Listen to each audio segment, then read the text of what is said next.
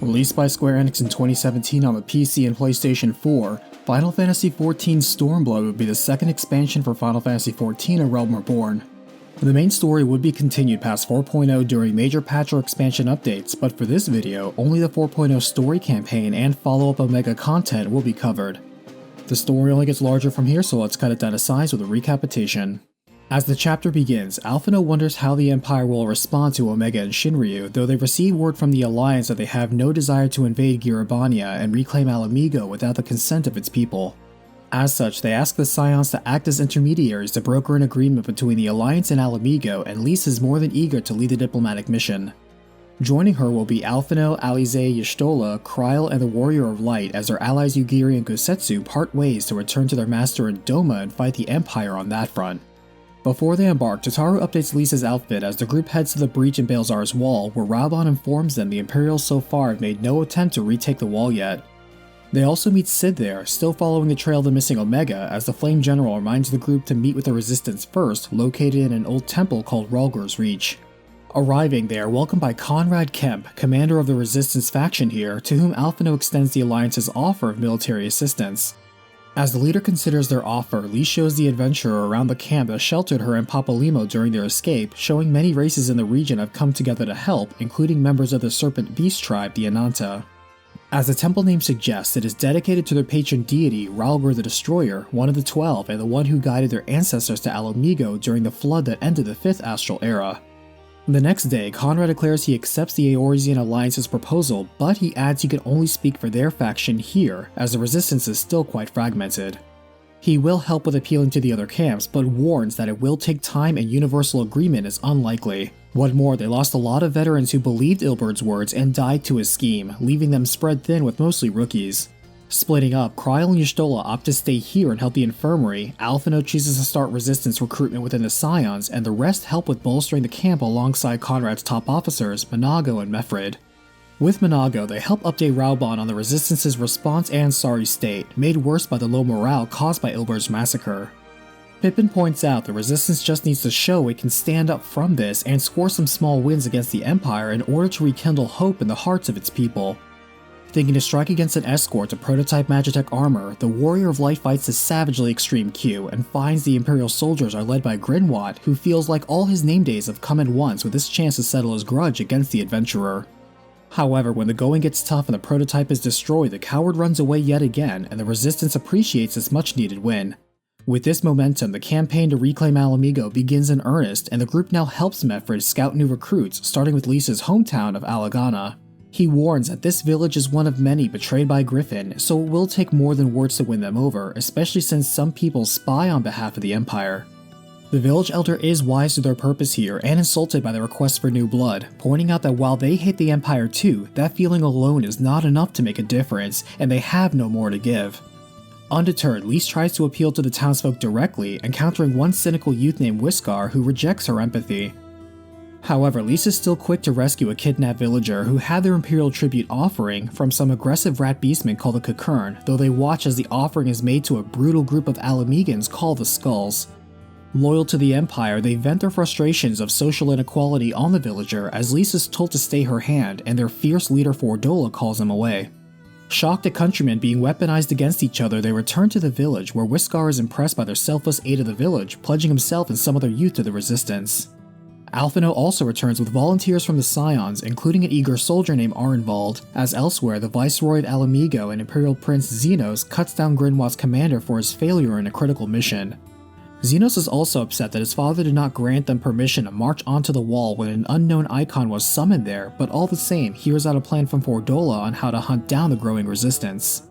Back with the Resistance, they speak with Raubahn about a joint operation to capture Castellum Velodina, and while the group joins Pippin in scouting the outpost, they are startled to hear explosions come from Rhalgr's Reach. Hurrying back, they are shocked to see Fordola leading a raid on the camp and are too late to stop her from cutting down and killing Mefred. Fordola is able to fend off Lys's vengeful strikes, but is told to step aside as Xenos himself wishes to duel her. Unimpressed, he blocks Lys's assault with one hand and blows her away with a single swing. Y'shtola dashes in to guard against his strike, telling her to escape, but the Viceroy easily shatters her barrier and slices the Mage. The Warrior of Light arrives with the rest of the group, breaking past Fort Dola and rescuing Lys and a barely alive Y'shtola in time, but finds Xenos wields power far beyond what they can handle. In their exchange, the Viceroy breaks his blade against the adventurer, but is so disappointed by their pathetic display he simply leaves the battlefield out of boredom. Picking themselves up from the absolute loss, Conrad bears survivor's guilt, saying he had high hopes for Mefford as leader, as Y'shtola is still unconscious but no longer in critical condition. Worse yet, Conrad loses the will to fight from this crushing defeat, explaining the skulls, aka the Crania Lupi, are children born to Ala Mhigan dignitaries who grew up during the occupation and thus only know and are loyal to the Empire and its privileges. Imperial race or not, they are still the next generation of Ala Mhigans, and so to fight and kill them would be to cut down their own future. Thinking of where to go from here, Alphinaud suggests rekindling the revolution in Doma that Xenos defeated, which would force Xenos to fight a war on two fronts. Raubahn supports this, thinking to use their time away to rebuild the resistance here better than before. As for their transportation to the far east over the ocean, Tataru has brokered a deal with the captain of the Krakens at Limsa Lominsa, partly through blackmail on his secret origins, though he can only take them as far as Kugane. Before they cast off, Urianger upgrades Alizé's arsenal as the group contends with an eerie ship graveyard outside a haunted prison and the siren that wishes to end their journey there. Landing in the only open port in Hingashi, Kugane lies across the Ruby Sea from Othard, and the group wonders if Yugiri and Gosetsu are not still in the city. They are met by a man in shades called Hancock who represents the East Aldenar Trading Company on behalf of their chairman Lolorito, and while the group is slow to trust such a merchant, he points out they can trust they are surrounded by Imperial spies at the moment. Reluctantly agreeing, they follow Hancock, who gives them a tour of the city, taking note of the no-nonsense police force keeping the peace, the Seki Segumi. Passing by the Imperial Embassy, they arrive at the company office, which Hancock says they may use freely as well as his services as consolation from Lolorito for the messy business he involved them in.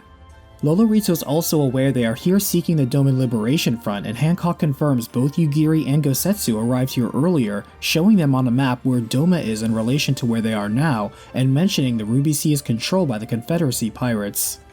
Gathering information on their allies, thanks to an adept sketch by Alphinaud, Lys and the adventurer check out a lead from a fisherman named Gyoto of the catfish beastmen called the Namazu. However, Hancock warns that Gyoto is not to be trusted for his information, and as it turns out, Gyoto was indeed leading them into a trap, selling them out to the Imperials here. Knocking out Gyoto and defeating their enemies, Lys takes Gyoto with her as they're fighting Atrax's Seki Segumi, but fortunately a member of the Tortoise Beastmen called the Kojin helps them escape arrest. Getting them safely back to the office, the Kojin introduces himself as Raubahn, who was one of those who spotted the group when they arrived. He adds that as a member of the mercantile Blue Kojin, unlike the Red Kojin that served the Empire, he saw an opportunity to build a business relationship with the trading company. In fact, he has a ship they can use to cross the Ruby Sea, as the group moves on to squeezing Gyoto for information, who reveals he sold out Gosetsu to the Garleans too just the other day. However, the Samurai too fought the Imperials, though was arrested by the police, but when the group arrives at the barracks they find Gosetsu has already earned his freedom through trial by combat, winning 10 matches in a row. He explains he split up with Yugiri to improve their chances of finding Lord Hien, their master and heir to the Doman throne. While Xenos has been away, the Imperial Prince installed a ruthless woman named Yotsuyu to act as Viceroy who delights in torturing the citizens. Alphinaud replies they are here to help the Doman Liberation Front in overthrowing the Empire here, and pleased to hear this, Gosetsu offers to lead them to their headquarters in Yansha where Yugiri is. Though, before they can cross the Ruby Sea, Raubahn reminds them they need to pay the tithe to the Pirate Lords so the Confederacy will allow them to pass undisturbed. Unfortunately, Tansui, lieutenant to the captain of the Confederacy, claims the price for safe passage has tripled in these trying times with the shadow of war looming. They are interrupted as the group observes how the Imperials brazenly ignore the tithe, daring the Confederacy to take a shot at them and pick a fight they know they cannot win. A frustrated Tansui admits the pirates are all talk, and the Red Kojin, being mercenaries, have joined the winning side, being the Imperials. It doesn't help that most of the pirates are Doman, so Yotsuyu is especially harsh on them, menacing a nearby fishing village as they speak. Outraged, Gosetsu heads off to help, and seeing this, Tansui waves the group's tithe as they arrive on Othard and prepare for battle. Seeing Yotsuyu accompanied by Grinwat, the group sees her play overly cruel games with the people's lives to deepen their despair, and seeking to spare them her ire, Gosetsu tells them where they can find help as he offers to surrender himself to save the village. As Yotsuyu captures him for questioning, the group finds he directed them to the Confederacy headquarters where they meet its captain, Rasho. The Pirate Lord understands why the group has to lay low for now, but doesn't have a reason to pick a fight with the Empire on their behalf. Choosing to build goodwill to would-be allies, the Scions see the fragile state of the pirates, knowing they delay their inevitable demise, but also learn the Red Kojin are rounding up the Doman Confederates anyway. Rasho knows this and angrily admits paying a pound of flesh is better than getting wholesale butchered for retaliating, and until the power scale changes, he chooses the path where the Confederacy has a chance of surviving. Alize cuts in, saying if it's a sign they want, then they can give them one in the form of depriving the Empire of Kojin support, wagering the pirates' support if they succeed. To the side, Lee says she is starting to feel like a bystander as the trio head to a town of Kojin next, amazed that they are somehow walking on the seabed in a giant bubble. They are greeted by Raubahn, who welcomes them to the home of the Blue Kojin, Tamamizu, and after hearing their task, he takes them to their leader. The elder hears them out and then replies by first explaining they believe their gods, the Kami, are legion, yet tend to favor certain vessels. Such divine treasures are highly coveted and worshipped by the Kojin, and the Red Kojin are no exception, still seeking and worshipping such treasures while keeping the Garleans in the dark. The elder adds there is a guaranteed way to get the Kojin to split from the Empire, but first they must find a missing divine treasure, the Yasakani no Magatama, one of the 3 most valuable divine artifacts. To prevent them from drowning, Raubahn grants them a blessing of the sea, allowing them to breathe underwater and arranges undersea mounts for faster travel. Venturing to the nearby Aura underwater village of Suino Sato, they find its citizens reclusive and unreceptive to outsiders. The high priest has no interest in helping them, nor any interest in the events going on outside the town, explaining the founders of this village fled from the wars that ravaged their homeland. Wishing to keep their sanctuary isolated and independent, they choose to stay strictly neutral. Thinking to respect their wishes, the group prepares to move on when they are paused by a pair who turn out to be Yugiri's parents. They are relieved to hear she is alive and well, and explain that one day she snuck out of the village and learned of the oppression plaguing Doma and was convinced the Garleans would come for her village too. Determined to protect them, she left to train as a shinobi, but in response, the village leader would ban her from returning, fearing the strife she would bring. All the same, Yugiri's parents wish to aid those who took care of their daughter, helping the group locate the treasure they need. Returning to the Kojin Elder, he rewards their success with a ceremonial knife that will open the treasure vault of the Kojin, which contains relics so valuable to all Kojin that the Red value it more than their lives. Attacking the vault would ensure every single Red Kojin would drop what they were doing and heed the call to protect their relics, stripping the Empire of most of their local manpower and leaving them vulnerable to a Confederacy attack. However, to avoid upsetting the Kami within the sacred objects, they are to return the Yasakani no Magatama so their trespassing will be forgiven. The trio raid the hidden vault as the Red Kojin sound the alarm, but the Yasakani no Magatama begins to resonate with the other 2 premier sacred treasures, and a Kami appears, thanking the Warrior of Light for reuniting them. Delighted, it chooses to celebrate with a battle, materializing as the Kojin's primal, the mighty swordsman Susanoo. Defeating it after being hearkened to the tumultuous heavens, at the same time Raubahn informs the Confederacy of their opportunity to liberate their captured allies and reclaim the sea. Seizing it, Rasho leads the attack as Yatsuyu fails to break Gosetsu even after digging up his dark history of once fighting for the Empire as a mercenary. Rasho and his men break in, and soon enough the trio sees smoke signals signifying their assault. Retreating to join them, they see the pirates have won the day, though Yatsuyu and Grinwad fled with their lives. Now interested in a free Doma too, the Confederacy pledges their aid, and of recovering Gosetsu continues to lead them to Yansha. Elsewhere, Yatsuyu and Grinwad kill some Red Kojin guarding some divine treasures and spot an impressive blade among them, taking it with her. Back with the group, they arrive at a humble village of Namai just outside a shielded Doma Castle, where the samurai is particularly fond of their persimmons. However, as he approaches, the villagers see the former Doman general and panic out of fear until a young man pushes them aside. The farmer named Issei explains that if the Imperials learned the wanted retainer of Lord Hien, the fallen Lord of Doma, was here, they would burn down the village without a second thought. On top of that, Gosetsu's face reminds people of the pain of loss of every single loved one that fought with him and died. Moving along, they enter the House of the Fierce, headquarters of the Doman Liberation Front, where they are greeted by Yugiri in new attire. She is glad to hear her Eorzean allies are here to help their cause and have proven a point in the Ruby Sea, reporting that she has located the missing Lord Hien in the Azim Steppe. However, he did not return with her, instead asking her to learn the heart of the people and declaring he would only return if Doma wished to fight its oppressors in earnest. Learning about the fall of Doma, they gather that Xenos is an adept tactician that enjoys fostering hatred in others and treats his enemies in battles as prey to be hunted to break his boredom. While subjugating Doma, he grew to fancy the blades of the samurai, collecting the most interesting ones, especially those with a deep history attached to them. Helping Ugiri survey the true desire of the people regarding personal freedom, they learn that people are tired, frustrated, and disillusioned with resisting imperial occupation, so survivors like Issei don't see the point of incurring more physical and mental damage. However, some soldiers arrive and declare that in the aftermath of the Viceroy being attacked by the Confederacy, villagers will be paying their own sort of tithe with a lifetime of forced labor. Though Lisa's overeager to respond violently, Ugiri urges her to be patient and instead works with the Warrior of Light to sneak in with sleeping blow darts and disguises.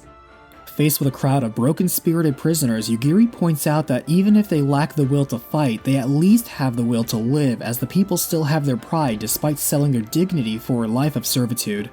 After freeing them and getting them to at least think about their plight, the adventurer tells Ugiri her parents are doing well in her hometown, but they are soon updated that Zenos has returned to Doma to perform a surprise inspection of the region under Yotsuyu.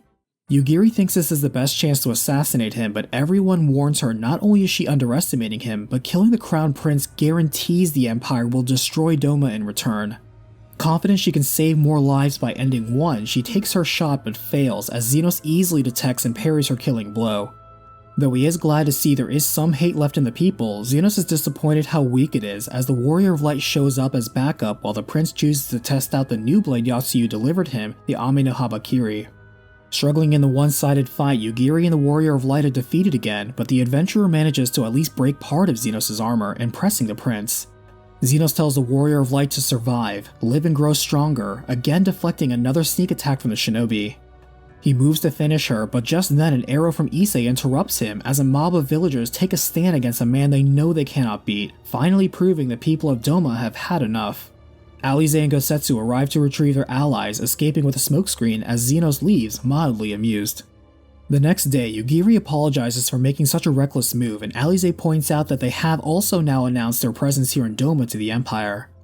Alphino says they do not have the luxury of time to receive Alliance aid, though in theory, with the Empire's presence relatively low, the combined might of the Doman Liberation Front should be enough to assault and claim Doma Castle. To this, Gosetsu says the one man who can unite the people of Doma would be Lord Hien, feeling they have their answer now from the people on desiring a free nation. The twins stay behind as the rest of the group head off, with Issei sending them off with renewed hope for victory. Over with Zenos, he prepares to leave Doma, but not before grabbing Yotsuyu by the hair to remind her of her role and her failure to crush all hope in the kingdom. Giving her one last chance to produce results to defeat the rebels, a humiliated Yotsuyu directs her seething hatred against the Warrior of Light. Meanwhile, Estinian now approaches an unnatural massive hole, sensing Needhog's eyes are still in play, and continues to follow its trail elsewhere. Back with the group, they marvel at the vast plains of the Azim Steppe, home to a power balance of dozens of nomadic Zala tribes, a type of aura. They find a local friend of Hien's named Sirna as they witness members of the two strongest tribes, Oronir and Dotharl, butt heads. They mention settling things at an upcoming battle royale called the Nadam to determine the hierarchy of power in the steppe and who controls the Dawn Throne. As she takes them to Hien, she says she found him near death and her tribe, the Mul, nursed him back to health and he has remained to repay the kindness. Overlooking the main market, they find Hien, who hears the fire still burns within his people for freedom, accepting he must deliver the impossible dream, greeting the Scions. However, he will not return to Yansha just yet, explaining he intends to bring back a Zala army by winning the upcoming Nadam, fighting as a champion of the Mul, also repaying them for saving his life. He asks for the aid of the Scions and the Warrior of Light as well, and the duo agree as they visit the Mul Elder who receives divine visions to guide their path. She grants them permission to fight alongside them, and Hien is confident this will allow him to earn the respect of the other tribes. To prove their eligibility as warriors, they pass the trials of an ancient warrior of their clan and tame their own flying mount, though as soon as they succeed, a group from the ruling tribe arrives to forcibly escort them to their leader. The Oronir Han, Magnai, demands tribute or servitude in order to be accepted, and a clever Hien says this is actually a good opportunity to scout their rivals in the upcoming battle, as the group reluctantly accepts doing chores for the ruling tribe. Hien shares what he has learned of their culture, showing an eagerness to learn more, as the adventurer later meets Sadu of the Dotharl, learning each tribe's passion for battle and foundation for arrogance. Lise takes the time to speak to Hien as she not only learns more of what goes on in the hearts of the suffering people, but one perspective on what to do to lead people out of it, finding a new resolve to take action herself. Task complete, the group is allowed to leave and the final preparations are made for the Nadam. As the battle for supremacy begins, the Warrior of Light reaches the center point to capture and claim victory, fending off the assault of both Magnai and Sadu, winning the contest and Dawn Throne from the Mul. Before they can celebrate, Grinwald arrives with Imperial soldiers and Magitech weapons, but the new Han with his new army unites the warriors of the steppe against the common enemy. Grinwald is easily defeated again, turning and running away again, as Hien then asks for the steppe warriors to join Doma in its liberation. In accordance with their laws, they agree, eager to show their ferocity in battle again, as the group returns to Yancha, where Hien greets his people and meets with the rest of the Scions. Alisaie informs them that not only is the Confederacy on board, but so too are the Blue Kojin, and fortunately Xenos is currently away in Gyr Abania. With time of the essence, Alphinaud lays out his plan to drop the castle barrier and subdue Yotsuyu, and everyone splits up to prepare for the big battle. Alisaie soon finds an Imperial spy disguised as a villager who warns them Yotsuyu would rather scorch the earth than surrender, and suddenly the adventurer's echo power triggers. Seeing an old memory of the soldier, it turns out he was the one to conscript Asahi, the talented younger cousin of Yotsuyu, as she was adopted and abused by her aunt and uncle after her parents died.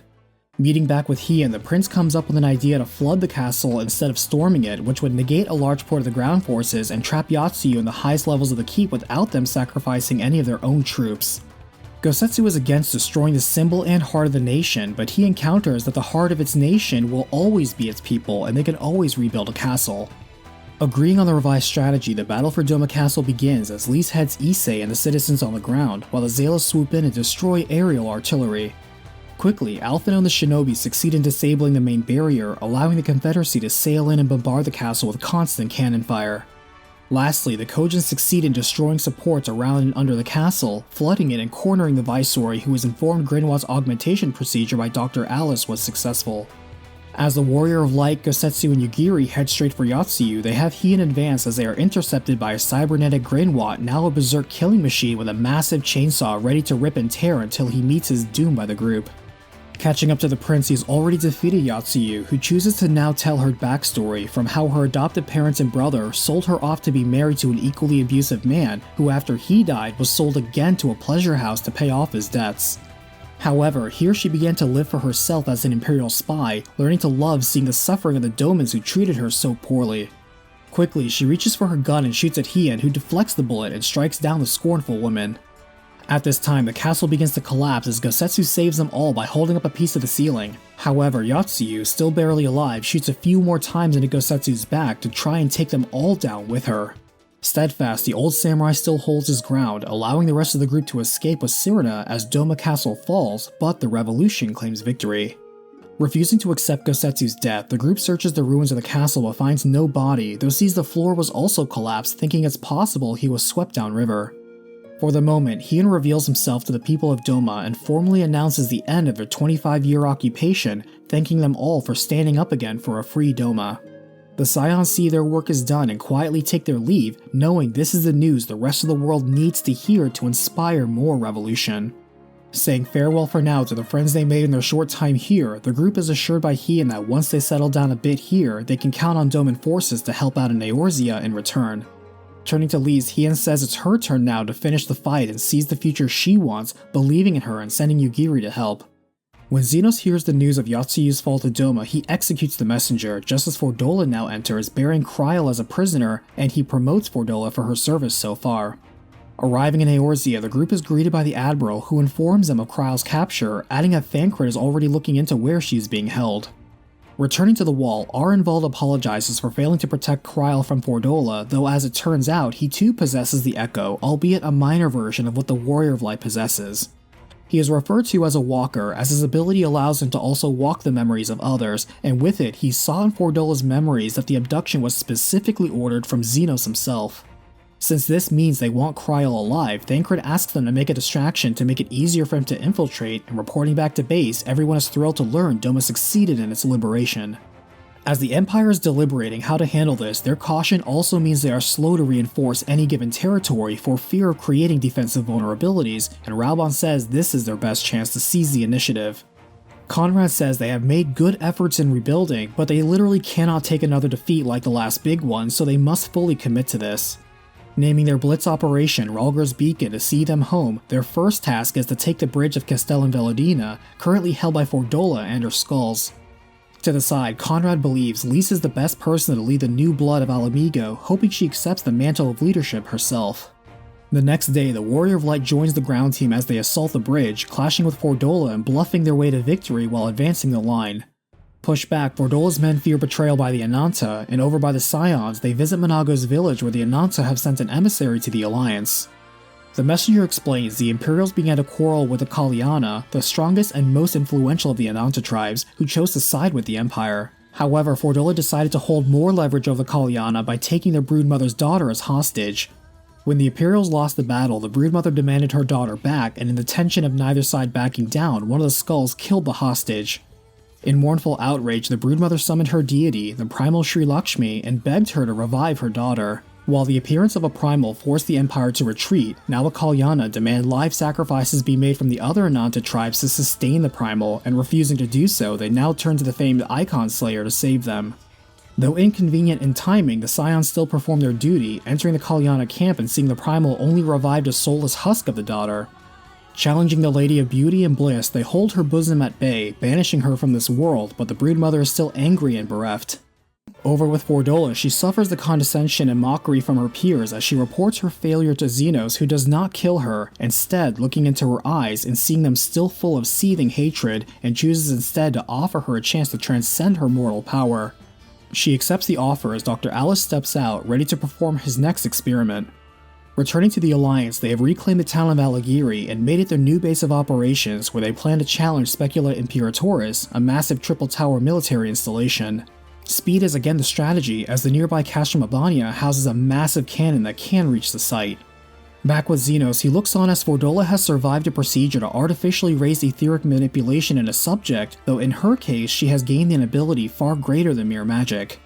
Dr. Alice reminds her that even though Garleans are physically and mentally superior, they lack any ability to manipulate ether, and so other races with their magic have defeated them.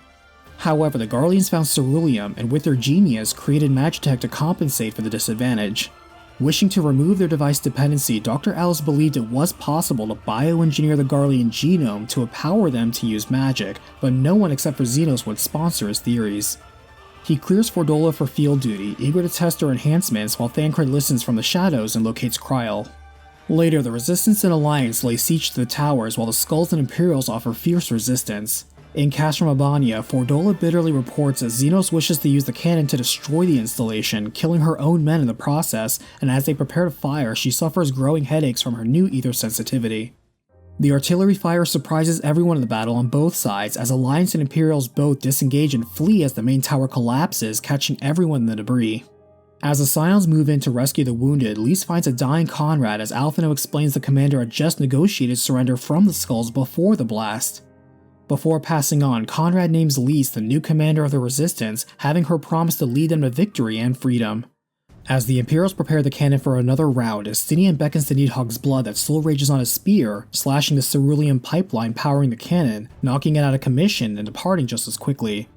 Unsure why the Imperials stopped firing, the new commander Lise investigates, passing by the ark built to save others from the flood during the 6th Umbral era. To the side, she knows she cannot be a leader like her father, Conrad or Hien, but also knows she can be herself and that will have to be enough. Seeing the disabled cannon, she reports this back to base as they agree this is their chance to take Castrum Abania now. Infiltrating with a small strike force, the Warrior of Light defeats the many Magitech experiments and abominations guarding the facility, facing Fordola in the control center.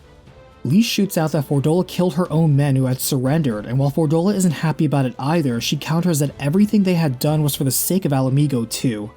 She explains they have struggled and toiled to fix the status of Ala Mhigo from within the Empire, so one day they would be accepted as equals. Lise refuses to listen and strikes out, but Fordola's eyes glow with a power that is felt by the Warrior of Light, as she is easily able to evade their blows and defeat Alize, claiming she has already foreseen their moves. She retreats anyway, telling the adventurer that Xenos waits for him in the castle for the royal hunt, as the Alliance technically claims the win over the Castrum.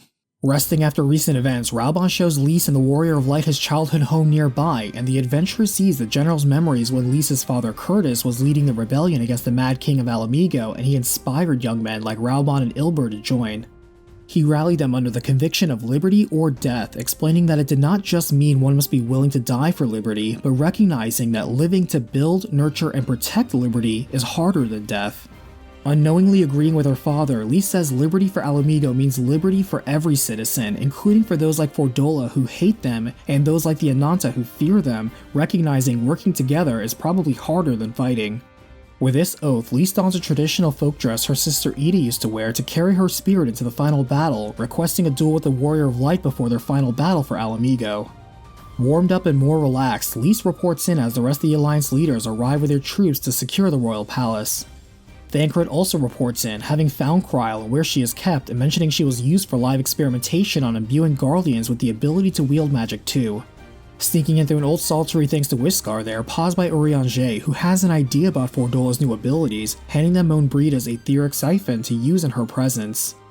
Thancred leads their infiltration, taking them to the research lab where Kryl is and Fordola waits, and using the etheric siphon on her, she is staggered long enough for them to take her down.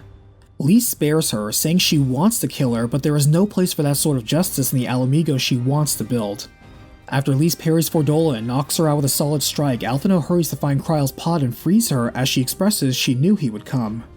Taking Fordola prisoner, she laughs that it's not over as they still have to deal with Xenos, who commands a power echoing that of an Icon's. Taking her back to base, Kryl explains the Imperials were working on making enhanced beings called the Resonant, and Urianger says it supports his observation that the Imperials have been able to reverse engineer the Echo and artificially reproduce it in subjects. As they prepare to settle things with Xenos and his strange new powers, Raubahn hands down his legendary sword to Zona to Pippin just as they receive word that the Imperials are sending in Lupin, the Wolfman Beast tribe hailing from Doma, and Alphinaud believes he can negotiate with them to stand down. Confronting them, they have not heard that Hien not only lives but has freed Doma, and do not believe him, but after losing in a battle against the adventure, they are forced to consider the possibility. Willing to take a chance, they agree to betray the Imperials during the upcoming fight as Alliance Might and Magic break down the main gates of Ala Mhigo and commence the final fight. Just then, they are reinforced by Hien and their Doman allies here to provide aerial support. Fighting their way to the royal palace, they clash with Xenos, who is pleased to see their ferocity, but reveals his secret weapon, revealing a captured Shinryu bound by technology that can successfully imprison such a primal. The prince admires the dragon born from a desperate Ala Mhigan's dying hatred, describing it as raging violence made manifest. Xenos adds that the Warrior of Light has not yet mastered his echo power, as he would realize he is not merely immune to iconic influence, but rather his influence exceeds theirs. As such, Xenos believes the Echo can bind an icon to one's will, revealing he too is resonant with the Echo power, breaking Shinryu's prison and not only subduing it through sheer will, but forcing it to combine with him. However, even in his empowered form with his artificial Echo, Xenos falls to the might of the Warrior of Light, forced to revert back to his original form, though discovers joy in truly losing and experiencing such an unfamiliar feeling. Thinking he will never feel something so vivid and real again, he puts his own blade to his neck, says farewell, and takes his own life himself. Shocked, the group confirms the kill, and though their feelings on the resolution are mixed, Raubahn focuses them on the victory they just achieved, and Hien reminds Lys to stand tall for the people. Standing with her friends and allies, the combined Alliance Army, Doma Liberation Front, and Ala Mhigan Resistance cheer and sing their national anthem together, raising their flag and ending the 20-year reign of tyranny. After the celebration, the reconstruction begins, but atop the royal palace, Estinian finds the eyes of Needhogg that were used as a catalyst for Shinryu's summoning. Destroying them, he declares the hateful legacy of the Shade Dragon is finally over. Elsewhere, Elidibus is surprised Emperor Varus does not mourn for his son, and Varus replies his monstrous son was not made for the throne, nor does he trust the Asians. Saying he will trust him in time, Elidibus steps in front of the Emperor, takes off his mask, and succeeds in breaking Varus' stern countenance with the only face that could shock him. Back with the Scions, Lys thanks all of them for helping her achieve her dream, declaring her resignation of service to the Scions and commitment to serving Ala Mhigo going forward. The group understands, reaffirming they are still her friends and comrades, and wishes her well in her new path forward. As the sun rises on a new day over a free Ala Mhigo, over on a distant island we see Gosetsu fish a fresh meal for himself and to feed a fellow survivor, Yotsuyu. Finally, Sid and his team survey the giant pit Estinian found earlier, confirming there is a high chance they finally found Omega. Visiting the Garland Ironworks, Wedge says they are still searching for Omega itself, revealing the machine did not shut down as instructed. They know this because Shinryu was found by the Imperials already captured with the shackles that came from Omega itself, so it succeeded in its function. Back in the workshop, the adventurer sees Sid bickering with Nero, now a part of the crew as a paid consultant, as they all agree to work together, returning to the site and finding it flooded with a strange ether. Peering into the thick miasma, Midgardsormr comes out to confirm the presence of Omega, revealing they have known each other for eons. Suddenly, they see a mascot-looking chocobo leap out, being chased by a massive winged serpent that looks real but turns out to be an illusion. Midgardsormr explains this is one of Omega's ability to weave ether into life, saying the monster will be corporeal soon enough as it returns to the miasma.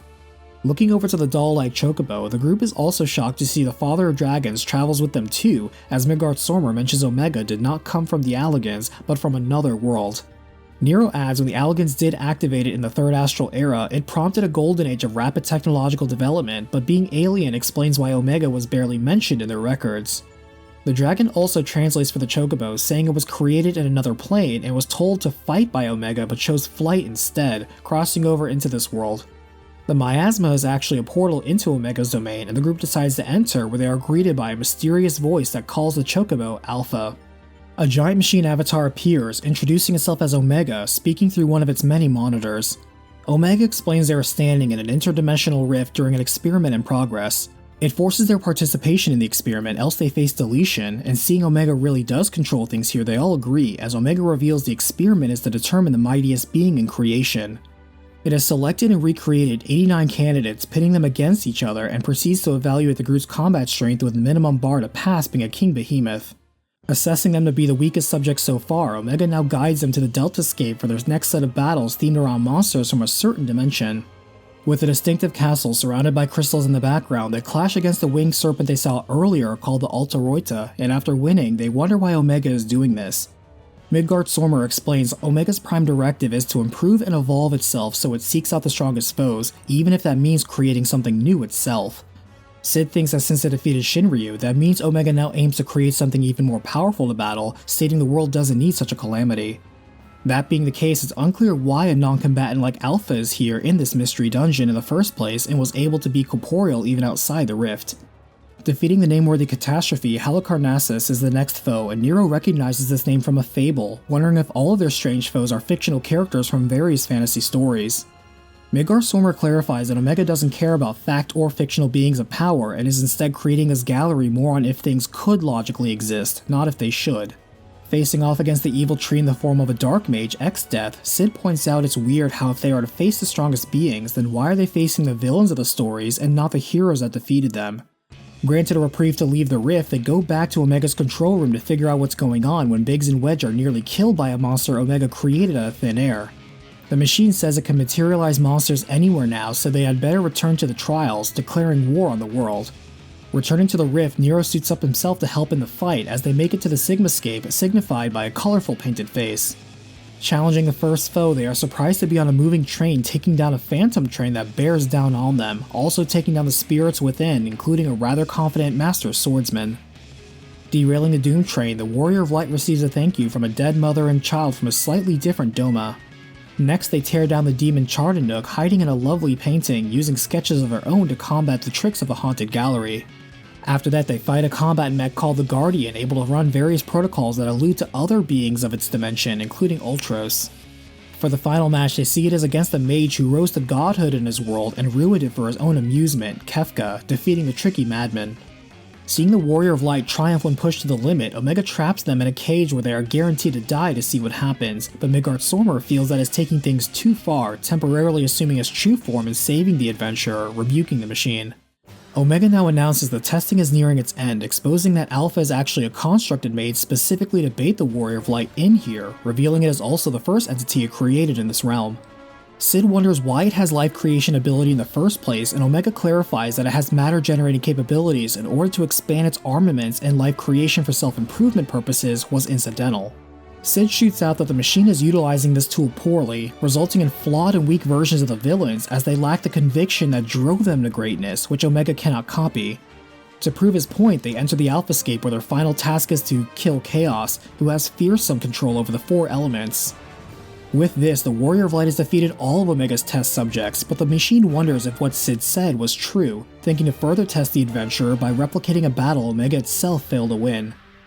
As it turns out, the machine failed to subdue Midgardsormr himself back at the height of his power, though Omega admits it thus does not have full combat data on him. Cid learns Midgardsormr and Omega hailed from two distant worlds at war with each other, and the father dragon took his offspring with him to this world, though Omega would pursue them. As the Warrior of Light edges out a win against Omega's mightiest foe, Cid adds the dragon looks a lot like Shinryu and theorizes this is because Shinryu's form was not based on any system of belief, and the summoner just wanted a dragon stronger than Bahamut, so it took on the father dragon's likeness. With no more experiments to run, Omega assumes direct control and wishes to test the Warrior of Light personally. Preparing for the fight, Cid and Nero both have ideas on exploiting the Icon Slayer's weakness, and Cid faces his past by delving into the research of his father Midas and confronts the fear of failure that killed him with the ambitious transmitter he developed for the Dalamud project. He also admits Omega's experiments remind him of himself when he was young, and overeager to test things blind to their risk or consequences, and wishes to correct both mistakes of the past. With his father's theories and his current experience, Cid crafts the Omega Jammer meant to replicate a lightning blast of Shinryu's magnitude that can knock out Omega's evolved armaments. As the Alpha meets the Omega, the two Godslayers clash as the Warrior of Light defeats the Eternal Machine. Taking this battle data, it collapses the rift and uses the energy to create a new form of itself that can win, but fortunately their Chocobo friend races them out to safety, bringing them to Omega's final form and its evolving configurations. Triumphing again in battle, Cid repeats that the indomitable spirit within their hearts is immeasurable and unobservable to Omega's analytical calculations, which is why it lost to both Midgardsormr and the Warrior of Light. As Omega begins to understand, it fades away as Hraesvelgr flies in to save them from the void on behalf of his father. With the Miasma portal gone as well, they return to the Ironworks to reflect on their adventure, but Jesse reminds them there is work to be done and more of their people out in the field. The adventurer, Alpha, and Nero all part ways to conduct their own field research, as Wedge has an idea to fix the guidance node that helped him on Azis Law with parts on the Fractal Continuum, an old warship converted into a museum of Allagan technology. Taking a tour, the Warrior of Light sees exhibits of daily Allagan life and various chimera creatures they synthesized, including a winged race called Exilion. Detecting an anomaly, they find Ultima prototypes still active of various forms and functions, but each one incredibly dangerous. They see an Ixal warrior behind their activations, as it turns out they sought the fabled land of Ayatlan they are said to come from, only to find the origin of their race was as a failed experiment of the Allagans in Azis Law. However, the warriors told where they come from doesn't determine where they can go, as they will seek their paradise elsewhere and continue chasing their ambitions. On his way back to Gyr Abania, the Warrior of Light is asked to help with a reconnaissance mission, helping a Lieutenant Mulko look into an unusually large amount of prisoners described as simply missing from records in Castrum Oriens, not confirmed dead or alive for over 20 years. Their investigation takes them to the supposedly abandoned town of Bittermill, where they are not only surprised to find Imperials there looking for a man with amnesia, but capturing one reveals 20 years ago they used prisoners as test subjects in an unorthodox experiment. The project was for a chemical weapon called Black Rose that would only kill people and leave buildings and things untouched, intended to be used on Eorzean forces without wasting Imperial infantry. The weapon test was successful, but Gaius von Balzar himself shut down the project before it could be deployed. The Black Wolf refused to allow the senseless murder, as his goal was to rule people, not slaughter them. While the project was destroyed, the man behind the project managed to escape with the last sample of Black Rose, though lost his mind, being the amnesiac they were looking for. As the chapter ends, they find a sample of Black Rose substantiating the story, and so turn in the weapon in the absent-minded creator, glad to have averted a disaster for today. During this point of the game, Final Fantasy XIV Stormblood has enjoyed the success of having over 10 million players worldwide. Traitor! Kinslayer!